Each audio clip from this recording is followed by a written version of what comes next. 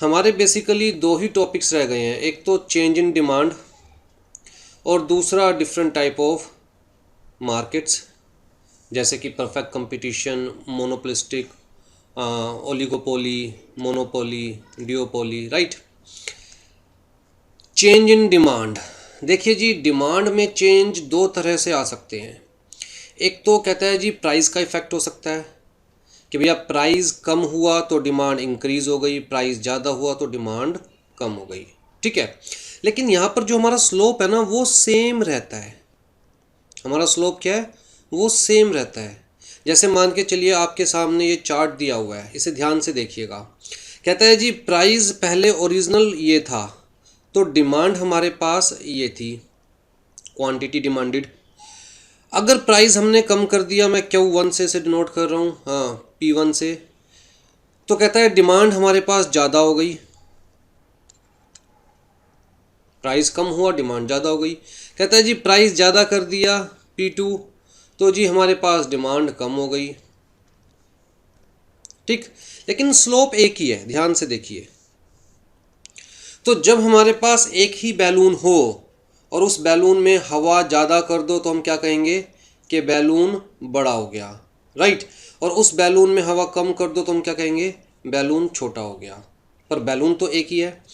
तो जी जहाँ स्लोप एक ही है लेकिन प्राइस का इफेक्ट आने की वजह से डिमांड कम हो रही है या ज़्यादा हो रही है, तो उसको हम बोलते हैं कॉन्ट्रैक्शन या फिर expansion in the demand. Price ज़्यादा हुआ, डिमांड कॉन्ट्रैक्ट हो गई, मार्केट में डिमांड कम हो गई। प्राइस कम हुआ, डिमांड एक्सपेंड हो गई, मार्केट में डिमांड की एक्सपेंशन हो गई, ठीक।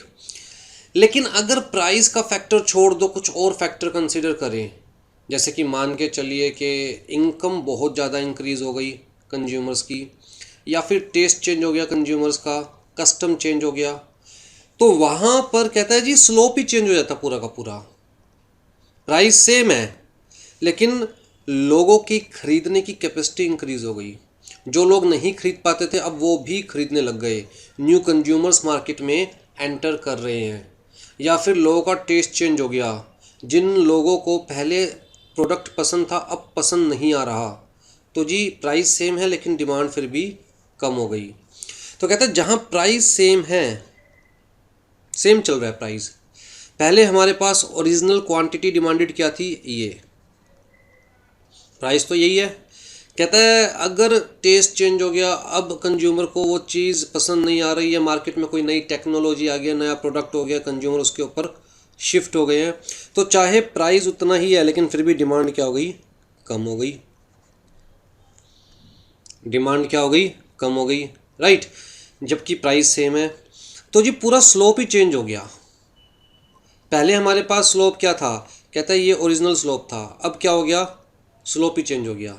अगर मान के चलो मार्केट में न्यू कंज्यूमर्स आ गए, जो कंज्यूमर्स पहले परचेज नहीं कर पाते थे उनके पास परचेजिंग पावर आ गई, उनकी इनकम इंक्रीज़ हो गई और डिमांड इंक्रीज़ हो गई सेम प्राइस पर। तो देखो ना स्लोप ही चेंज हो गया, नया स्लोप आ गया हमारे पास, राइट। तो जब हमारे पास एक से ज़्यादा बैलून हो जाए तो हम कहेंगे इंक्रीज़ या डिक्रीज़। जब हमारे पास एक ही बैलून है उसमें हवा कम या ज़्यादा हो जाए तो हम कहेंगे एक्सपेंशन या कॉन्ट्रैक्शन। बड़ा सिंपल सा कॉन्सेप्ट है याद रखने के लिए, ठीक है। तो एमसीक्यू के पॉइंट ऑफ व्यू से याद रखिएगा, अगर स्लोप एक ही है और प्राइस के इफेक्ट की वजह से कम ज़्यादा हो रही है डिमांड तो एक्सपेंशन या कॉन्ट्रैक्शन। कहता है प्राइस सेम है लेकिन स्लोप ही चेंज हो रहे हैं, तो इसका मतलब प्राइस के अलावा कोई और फैक्टर है जो कि मार्केट में वर्क कर रहा है, तो उस केस में स्लोप चेंज हो जाएंगे और हम बोलेंगे इंक्रीज इन डिमांड या डिक्रीज इन डिमांड, ठीक। आ जाइए जी डिफरेंट काइंड्स ऑफ मार्केट। अब आपके सिलेबस में ये 5 टाइप ऑफ मार्केट डिस्कस की हुई है और बड़ा थोड़ा थोड़ा डिस्कशन किया हुआ है आपके सिलेबस में, उससे ज़्यादा तो हम यहाँ पर डिस्कस कर लेंगे, ठीक है। तो जी perfect competition, monopolistic, oligopoly, monopoly and duopoly. I think इसका नाम थोड़ा सा ज़्यादा बेटर किया जा सकता था, बड़ा अजीब सा नाम है ओलिगोपोली, हर बार बोलने से पहले सोचना पड़ता है। हाँ जी, परफेक्ट कंपटीशन कहता है एक ऐसा मार्केट प्लेस जहाँ पर हर सेलर के बीच में परफेक्ट कंपटीशन है। कहता है मार्केट में कितने सेलर्स हैं सबको पता है, किसके पास क्या प्रोडक्ट अवेलेबल है सबको पता है, हर प्रोडक्ट की कंप्लीट इन्फॉर्मेशन सबको पता है, कौन किस प्राइस पे बेच रहा है सबको पता है, हर कंज्यूमर को, इसका मतलब राइट, मतलब कंज्यूमर के पास सारी नॉलेज अवेलेबल है। तो मार्केट में एक सेलर है, दो सेलर है, थर्ड है, फोर्थ है, फिफ्थ है, कहता है जी सबको पता है कि सेलर 1 के पास जो प्रोडक्ट है वो कितने में सेल कर रहा है, सेलर 2 कितने में सेल कर रहा है, सेलर 3 कितने में सेल कर रहा है, सेलर 4 कितने में सेल कर रहा है, सेलर 5 कितने में सेल कर रहा है, प्रोडक्ट सेम है या उनकी करैक्टरिस्टिक्स डिफरेंट है ये भी सबको पता है। मान के चलो अगर सेलर 1 कोई चीज़ सेल कर रहा है 10 रुपये में और बिल्कुल सेम प्रोडक्ट सेलर 5 सेल कर रहा है 11 रुपीज़ में, तो कहता है बेच ही नहीं सकता। क्यों? क्योंकि हर कंज्यूमर को पता है कि भैया सेलर 1 10 में सेल कर रहा है और हर कंज्यूमर इससे ही परचेज करेगा। जो कंज्यूमर बहुत दूर है वो भी इससे ही परचेज करेगा, क्योंकि परफेक्ट कंपटीशन में मान के चलते हैं जी और कोई फैक्टर मैटर ही नहीं करता। कहता है जो मर्जी मार्केट में एंटर कर सकता है, जो मर्जी जब मर्जी मार्केट को छोड़ सकता है, और कोई ट्रांसपोर्टेशन चार्जेस नहीं है, कोई ट्रांसपोर्टेशन फ़ी नहीं है, कॉस्ट नहीं है। तो इसका मतलब अगर कोई 50 किलोमीटर दूर रह रहा है तो उसको भी सेलर 1 से प्रोडक्ट 10 रुपये में ही घर पर पहुंचेगा, तो वो सेलर 5 से परचेज़ नहीं करेगा जबकि सेलर 5 उसके बगल में है। क्यों? क्योंकि हम मान के चल रहे हैं कोई ट्रांसपोर्टेशन कॉस्ट नहीं है। ठीक है, तो एक ऐसी मार्केट जहां हर सेलर के बीच में परफेक्ट कंपटीशन है।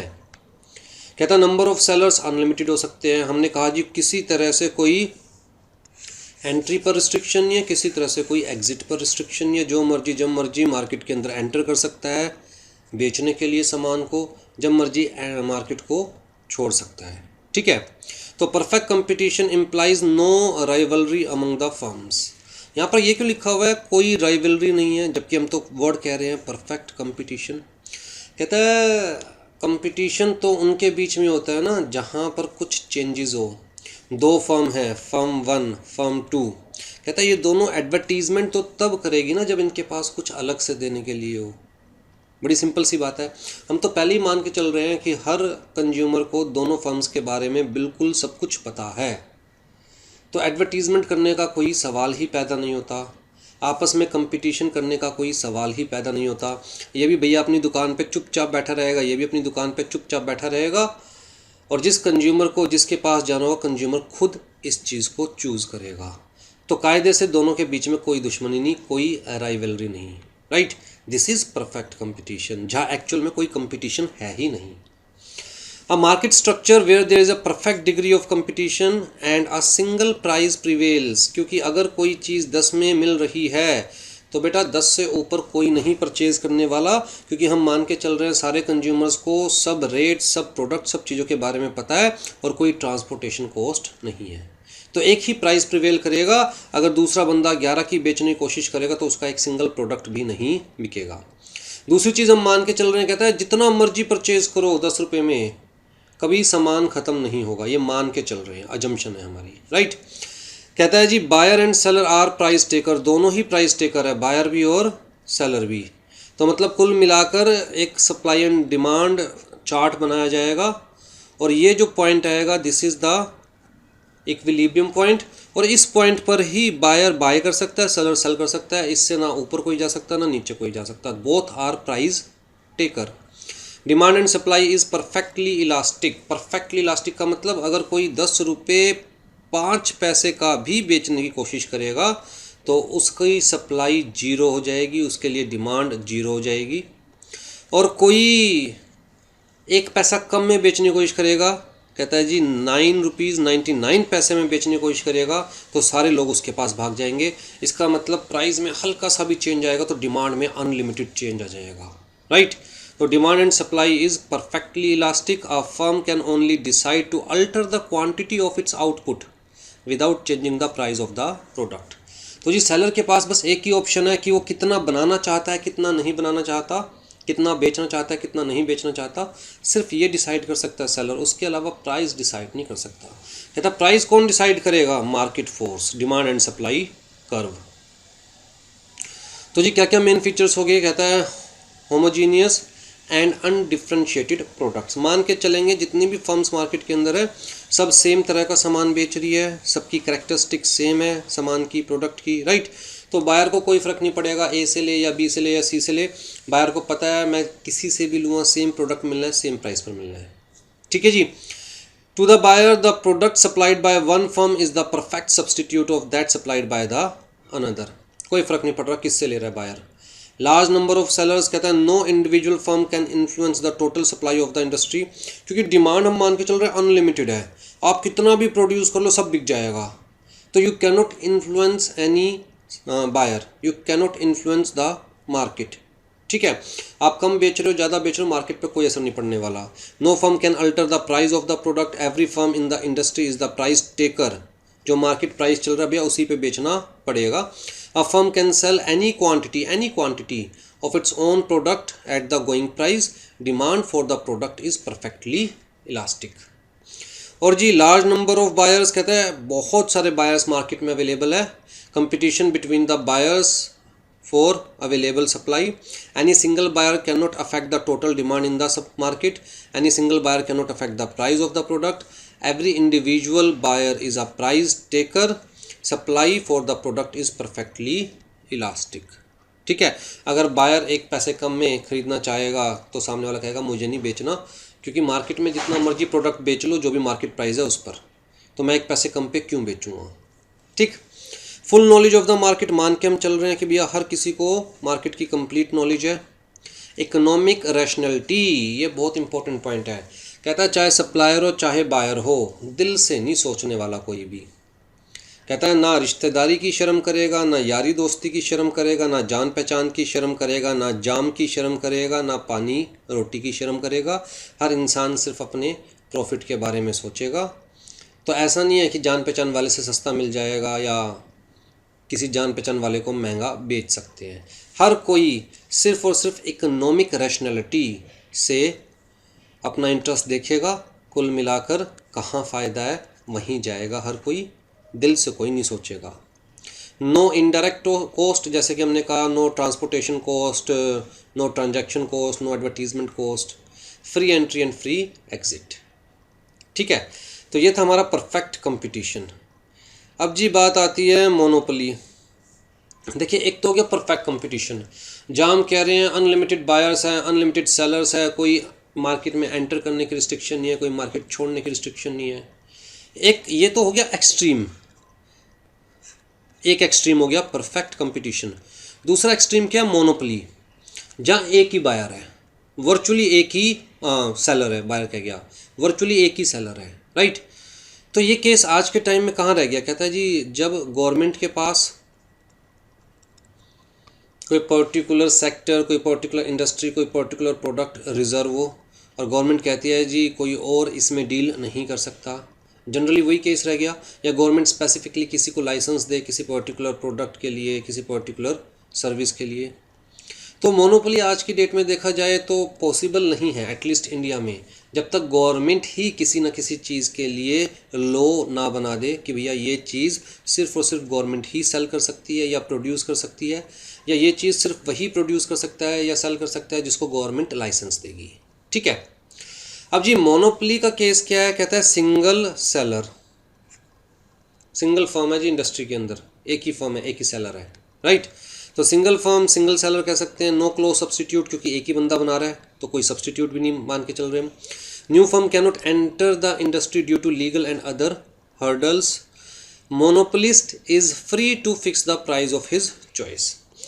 अब यहाँ पर एक चीज़ समझने की है, अगर मान के चलो आपकी मोनोपोली है किसी भी प्रोडक्ट को लेके, आपके पास क्या पावर है, सिर्फ इतना कि आप प्राइस डिसाइड कर सकते हैं। आप ये कह सकते हैं भैया मेरी चीज़ मैं 10 में दूँ या 11 में, आपके पास बस इतनी ही पावर है ना कि आप प्राइस डिसाइड कर सकते हैं कि भैया मेरी चीज़ है मैं 10 में दूँ या 11 में। मुझे फोर्स तो नहीं कर सकते ना लेने के लिए कोई भी प्रोडक्ट, मैं भी कहूँ मेरी मर्जी मैं लूँ या ना लूँ, राइट। तो भैया जो स्लोप है, even in case of monopoly, slope of demand is always negative. Negative का मतलब नीचे जाता हुआ। भैया अगर जो मोनोपोलिस्ट है वो प्राइस कम करेगा तो डिमांड ऑटोमेटिकली बढ़ जाएगी, क्योंकि जो लोग ज़्यादा प्राइस पर नहीं परचेज कर सकते, प्राइस कम हो जाएगा तो वो भी परचेज कर पाएंगे और ऑटोमेटिकली डिमांड बढ़ जाएगी, राइट। तो even in case of monopoly the slope of demand is negative, force नहीं किया जा सकता किसी को कि लेना ही पड़ेगा, ठीक है जी। To increase the sale price shall be reduced to induce existing buyers to buy more, जब प्राइस कम होगा तो एग्जिस्टिंग बायर्स भी हो सकता है ज़्यादा परचेज करें और न्यू बायर्स भी मार्केट में एंटर कर जाएं परचेज करने के लिए, जिनकी पहले औकात नहीं थी परचेज करने की, हो सकता है उनके बजट में आ जाए प्रोडक्ट, राइट। तो जी जो मोनोपोलिस्ट है he can refuse to sell his product for a price below the one decided by him, but however he can not determine the demand for his product. He cannot force the buyer to buy his product at a price of his choice. A buyer will buy it only if the price does not exceed its marginal utility to the buyer. Buyer को लगेगा यार इस चीज़ की 10 रुपये की utility है, तभी buyer उसे 10 में परचेज करेगा, अदरवाइज नहीं करेगा। मीन्स बायर फ्री है ये डिटरमाइन करने के लिए कि भैया परचेज करना है नहीं करना। तो कुल मिला के कहता है even in case of monopoly monopolist can not force the buyer to buy his product. तो कुल मिला के वो क्या कर सकता है, सेल को इंक्रीज करने के लिए डिमांड और प्राइस कम कर सकता है, ठीक है। आ जाओ जी मोनोपोलिस्टिक का मैं एक सिंपल सा एग्जांपल दूंगा, कोचिंग क्लासेस।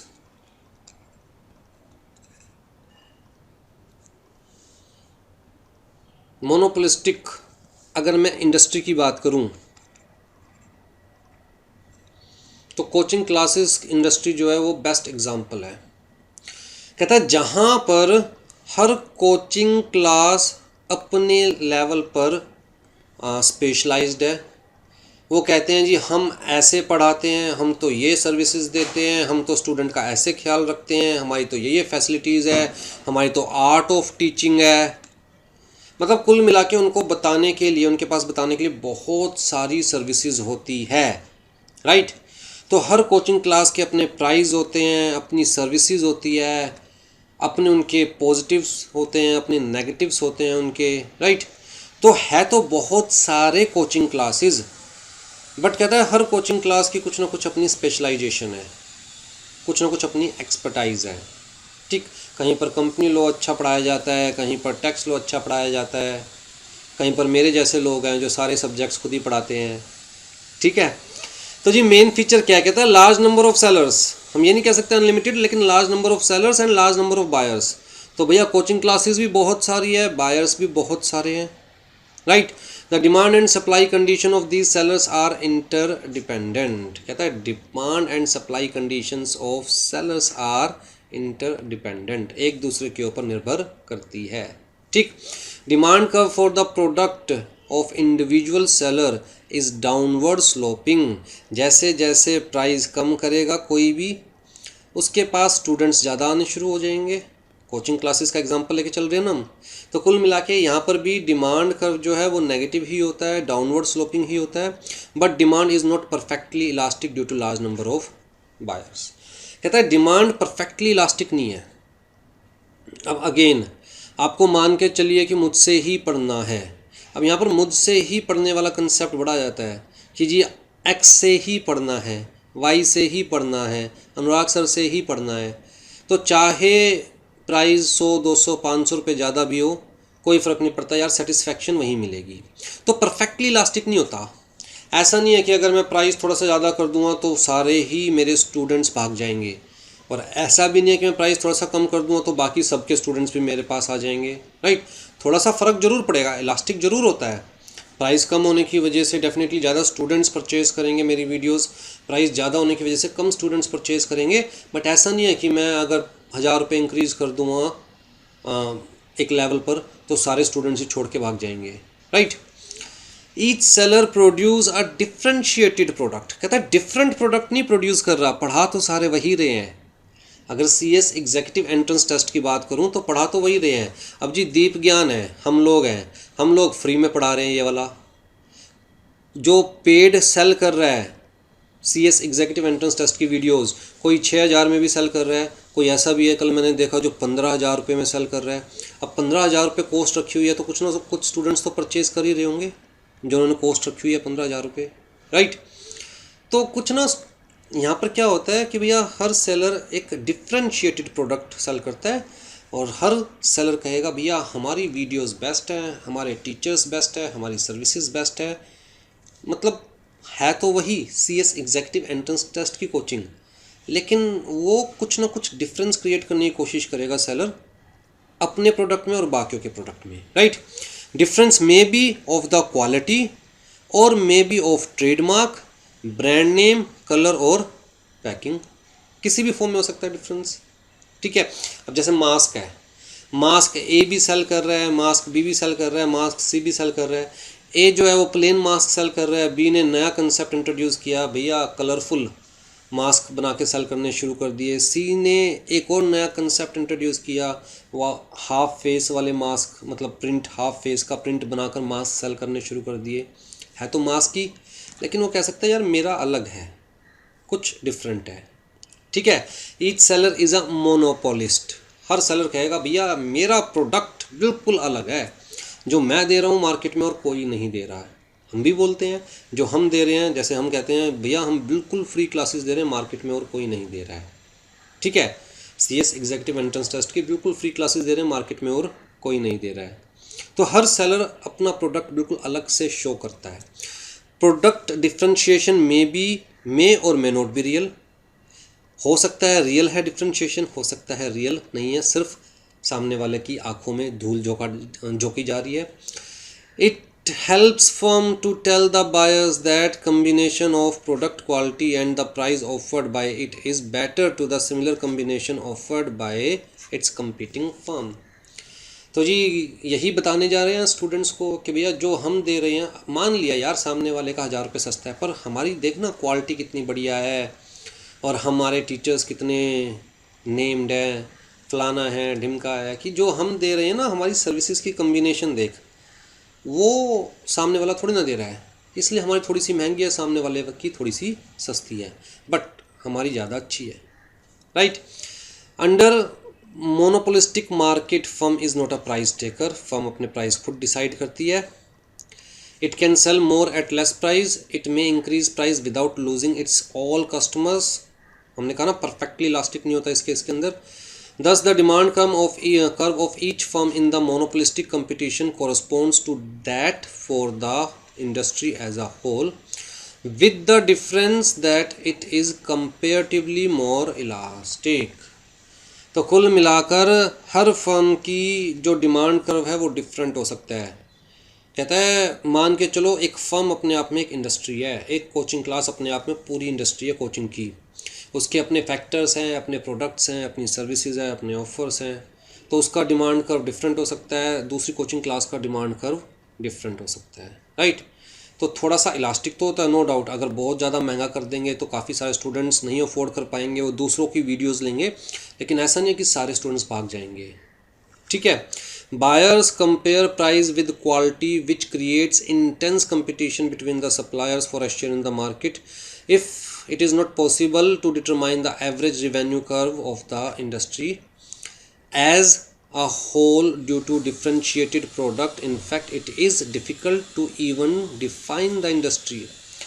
कहता है पूरे इंडस्ट्री का ना तो रिवेन्यू कर्व बनाना पॉसिबल है, specifically average revenue curve, right, और इवन तक की कहता है पूरे इंडस्ट्री को डिफाइन करना भी पॉसिबल नहीं है। Firm operates within a given technological range, no firm is able to compete out its rival by producing a better quality product at a lower average cost, क्योंकि हर किसी को पता है कि कैसे लोएस्ट कॉस्ट पर चीज़ को produce किया जा सकता है, तो कम से कम इस बेसिस के ऊपर तो फर्म compete नहीं कर सकती। बट ये पॉइंट भी 100% ठीक नहीं है। जैसे हम लोग कॉस्ट के बेसिस पर compete कर सकते हैं, क्यों? क्योंकि मैं खुद ही मार्केटिंग करता हूँ, मैं खुद ही टीचिंग करता हूँ, मैं खुद ही वीडियोस अपलोड और ऑप्टिमाइजेशन करता हूँ, मैं खुद ही नोट्स बनाता हूँ, तो बहुत सारे काम मैं खुद करता हूँ, तो इसका मतलब मुझे बाहर किसी को कॉस्ट देने की ज़रूरत नहीं है। और यही एक फैक्टर है कि मैं एक पूरा level CS executive entrance test even free में भी ला सकता हूँ, क्योंकि मुझे बाहर इसके लिए किसी को पैसा नहीं देना, राइट। तो हो सकता है, लेकिन इन जनरल हम मान के चलते हैं नहीं भैया सबको पता है सारे लूपहोल्स, तो कोई कम से कम कोस्ट के बेसिस पे तो नहीं खेल सकता कि हाँ भैया मेरी कोस्ट कम निकलेगी तो मैं सस्ता बेच पाऊँगा। कहता है कोस्ट सबकी मान के चल रहे हैं वही होगी जो मार्केट कोस्ट है, क्योंकि सबको सारे लूपहोल्स पता है। Existing firms can leave the industry more correctly group of the firms, new firms can enter the industry, तो अंदर आना बाहर जाना आसान है। दस firms incur a loss, no firm incurs a loss and no firm is able to earn abnormal profit, ये याद रखिएगा। ना तो कोई फर्म लॉस इंकर करती है, उसे लगेगा लॉस हो रहा है, वो छोड़ के बाहर निकल जाएगा, और ना ही कोई फर्म अब नॉर्मल प्रॉफिट क्रिएट कर सकती। क्यों? जैसे ही प्रॉफिट बहुत ज़्यादा क्रिएट होना शुरू हो जाएगा तो जो लोग कोचिंग नहीं दे रहे वो भी इस फील्ड में उतर जाएंगे, कंपटीशन बढ़ेगा, प्राइस कम हो जाएंगे और अगेन प्रॉफिट नॉर्मल रह जाएगा, right. Firms aim is not to maximize the sale proceed but to maximize the profit। ज़्यादातर फर्म्स का यही एम होता है मोनोपोलिस्टिक के अंदर कि यार प्रॉफिट मैक्सिमाइज़ करना है, हमें कोई मतलब नहीं है कि हमारे पास कंज्यूमर ज़्यादा आ रहे हैं नहीं आ रहे हैं। सेल मैक्सिमाइज़ करना is not the main motive, profit maximization is the main motive, ठीक। दोनों में डिफरेंस क्या है? एक फर्म जो कहती है यार कम से कम 1000 तो स्टूडेंट्स को वीडियो सेल करनी है, चाहे मुझे 10 रुपये पर स्टूडेंट बचे, तो यहाँ पर सेल मैक्सिमाइजेशन मोटिव है। एक फर्म कहती है यार मुझे प्रॉफिट से मतलब है, मैं कम से कम एक सेल पर 5000 रुपये का प्रॉफिट रखूँगी, चाहे मेरी 10 वीडियो बिके। तो कहता है जनरली अगर हम मतलब इस मार्केट की बात करें तो जनरली फर्म्स यहाँ पर लाई करती है, मोनोपोलिस्टिक में जनरली फर्म्स यहाँ पर लाई करती है, ठीक है। It is assumed that all firms have identical cost and demand conditions. In monopolistic competition, products of the firms are close substitute of each other. As a result, they have high positive cross elasticity. Cross elasticity हमने last class में discuss की थी, I think ये spelling गलत है, मैं ठीक कर दूंगा। क्रॉस इलास्टिसिटी का मतलब क्या है? कहता है अगर मैं अपने प्राइस नीचे कर रहा हूँ, मेरे प्रोडक्ट के प्राइस कम ज़्यादा होने की वजह से दूसरे कोचिंग क्लासेस के प्रोडक्ट पे उसकी डिमांड पे क्या इफ़ेक्ट आने वाला है? कहता है डायरेक्ट इफ़ेक्ट आएगा, ठीक। तो कहता है यहाँ पर जो फर्म्स हैं आपस में वो एक्चुअली में क्लोज सब्सटीट्यूट प्रोवाइड कर रही है। भाई मैं भी वही कोचिंग प्रोवाइड कर रहा हूँ जो दूसरी फर्म प्रोवाइड कर रही है, राइट। अब स्टूडेंट कहता है कि यार अगर डिफरेंस बहुत ज़्यादा है, कोई वही चीज़ 15,000 रुपये में दे रहा है और कोई वही चीज़ 5,000 रुपये में दे रहा है, ये कह रहा है हम बेस्ट सर्विस दे रहे हैं। चलो जी आप बेस्ट दे रहे हो तो आपको 100% मान ले। कोई वो चीज़ 5,000 रुपये में दे रहा है, वो कहता है यार इसकी सर्विस बेस्ट नहीं है, थोड़ा सा यहाँ पर सर्विसेज में दिक्कत है, कोई नहीं इसको 90% मान ले।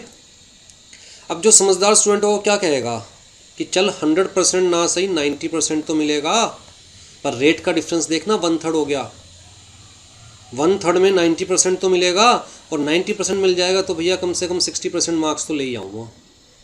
जो ये 100% मिल रहा है जिसको, वो भी इतनी लाने वाला है, 60 की जगह 62 ले आएगा फालतू, मैं भी 60% तो ले ही आऊँगा। और ये प्रोफेशनल कोर्स है, मार्क्स वैसे ही मैटर नहीं करते, या तो रैंक आए या सिंपल ये है कि पास हुआ या फेल हुआ, राइट। तो समझदार स्टूडेंट क्या कहेगा, नहीं भैया 5,000 रुपये में काम चला लूँगा मैं तो, क्योंकि यहाँ पर भी मैं पास तो हो ही रहा हूँ, ठीक है।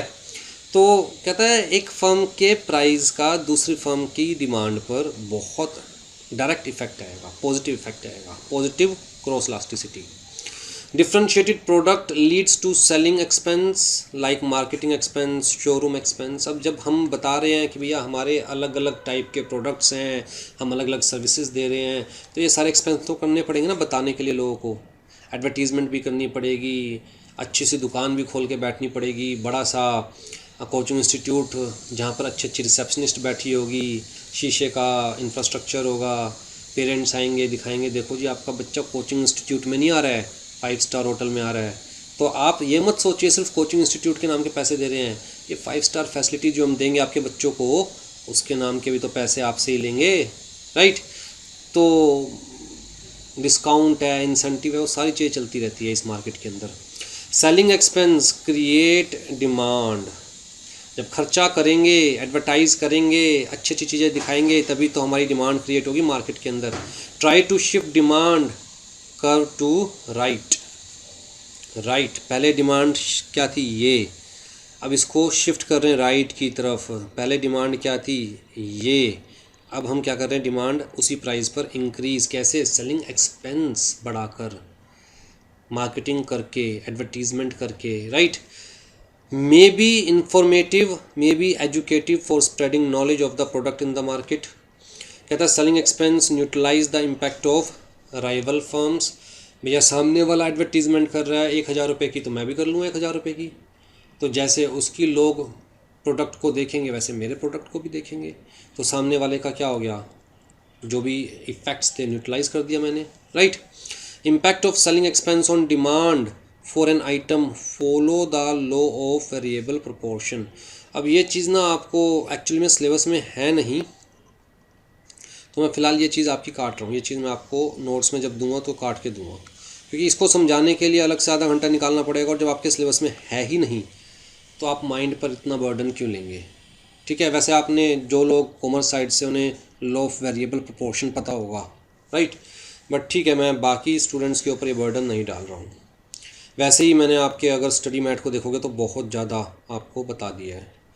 आ जाओ जी, ओलिगोपोली, अजीब सा नाम नहीं है ओलिगोपोली। कहता है few firms in the market, let's say 3 to 5 firms in the market. Example लेके चले, बेवरेजेस स्पेसिफिकली कोल्ड ड्रिंक,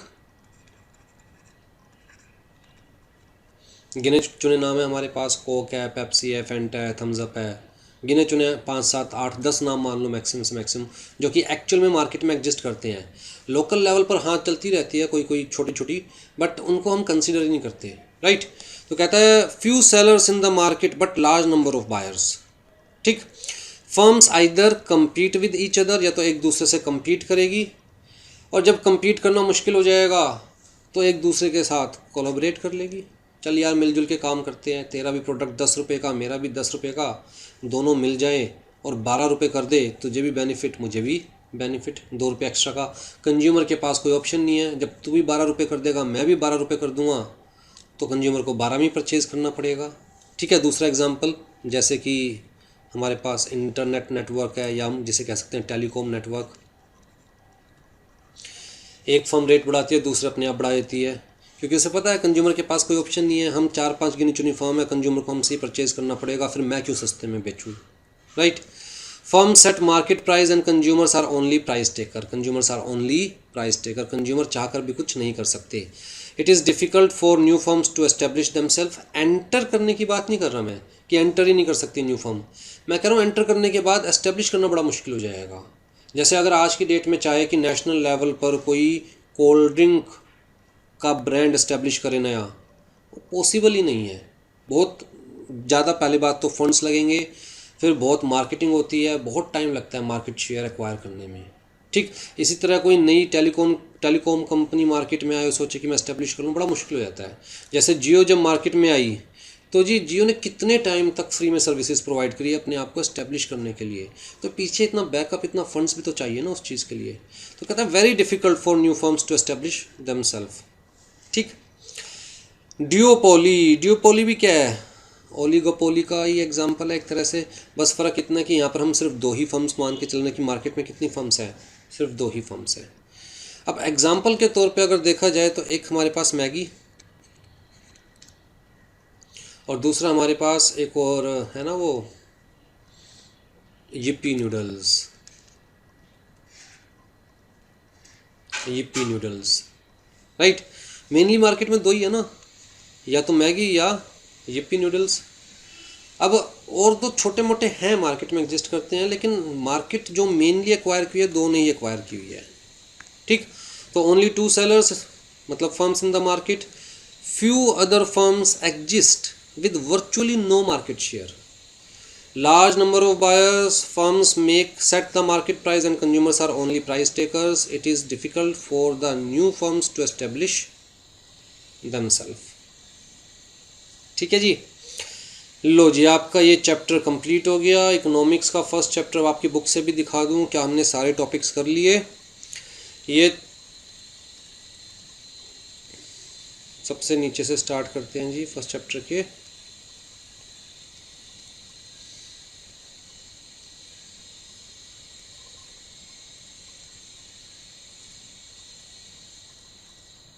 हाँ जी, इलास्टिसिटी ऑफ सप्लाई हम ऑलरेडी डिस्कस कर चुके हैं अपने लास्ट चैप्टर के लास्ट क्लास के अंदर। Type of elasticity of supply वही है परफेक्टली इलास्टिक, कहता है जी relatively less elastic, relatively greater elastic, unitary elastic या फिर परफेक्टली इन इलास्टिक, यही 5 होते हैं।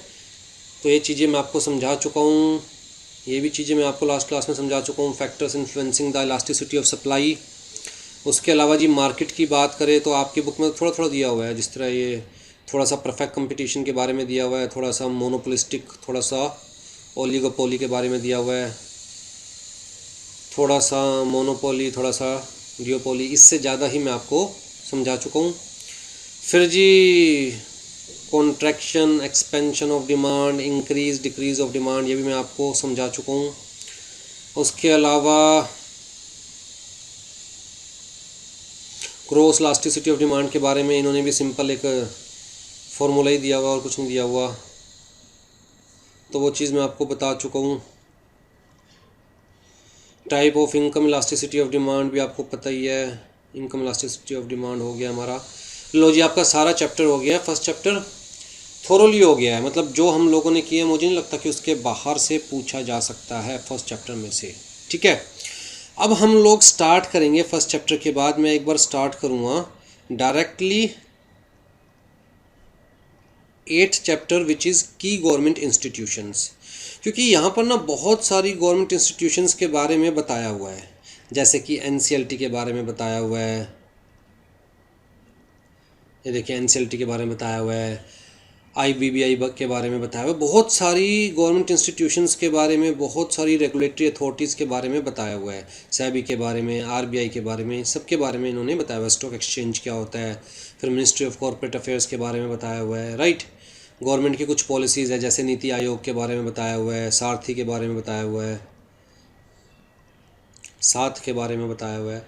तो जी ये सब चीज़ें आप लोगों को समझ में आ जाएगी ना, इन अथॉरिटीज़ के बारे में आप लोगों को नॉलेज मिल जाएगी, तो बाकी चैप्टर्स समझने आसान हो जाएंगे और बाकी सब्जेक्ट्स समझने भी आसान हो जाएंगे, ठीक है। अभी तो शायद आपको पता ही ना हो कि सेबी क्या होती है, एमसे क्या होता है, नीति आयोग क्या है, आरबीआई का क्या फंक्शंस है, क्या नहीं। आरबीआई के फंक्शंस तो हो सकते चलो आपको पता हो, लेकिन बाकी जो अथॉरिटीज़ हैं उनके बारे में शायद आपको ना पता हो। तो जब हम लोग ये चीज़ कर लेंगे तो थोड़ा सा आपको बाकी सब्जेक्ट्स में भी हेल्प मिलेगी और चीज़ों को समझने में भी हेल्प मिलेगी, ठीक। तो पहले हम 8 चैप्टर करेंगे, फिर दोबारा से 2nd चैप्टर की तरफ मूव करेंगे। चलिए जी, टेक केयर।